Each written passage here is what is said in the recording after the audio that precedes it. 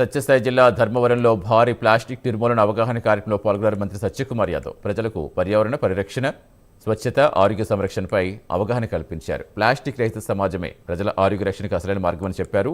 CM Chandrababu ఆదేశాలతో రాష్ట్ర వ్యాప్తంగా స్వచ్ఛత కార్యక్రమాలు చేస్తున్నట్టు తెలిపారు. ప్లాస్టిక్తో పర్యావరణం, ప్రజారోగ్యంపై తీవ్ర ప్రభావం పడుతుందని తెలిపారు. భవిష్యత్తులో ప్లాస్టిక్ వినియోగం నేరంగా పరిగణించేలా కఠిన చట్టాలు తీసుకురావడం దిశగా ప్రభుత్వం ఆలోచిస్తున్నట్టుగా చెప్పారు. వ్యాపారులు, హోటళ్లు, స్ట్రీట్ వెండర్స్ వెంటనే ప్లాస్టిక్ వినియోగం నిలిపేసి పర్యావరణహిత ప్రత్యామ్నాయాలు వినియోగించాలని పిలుపునిచ్చారు సత్యకుమార్ యాదవ్.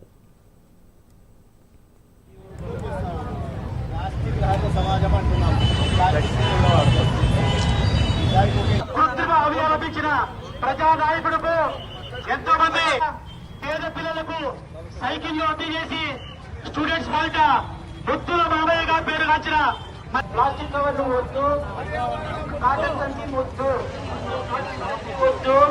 కాటన్ సంచి ముద్దు, ప్లాస్టిక్ సంచి వద్దు, ప్లాస్టిక్ వాడి ప్రాణాలు చేయదు.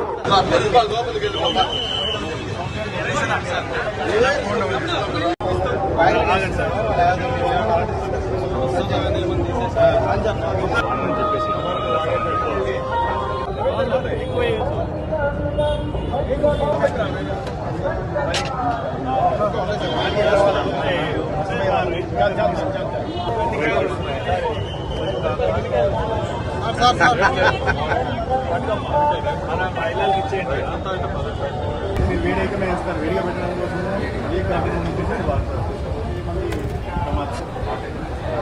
ఆల్టర్నేట్ అనేది మనం కూడా చూపించాలి. దీనికి ఆల్టర్నేట్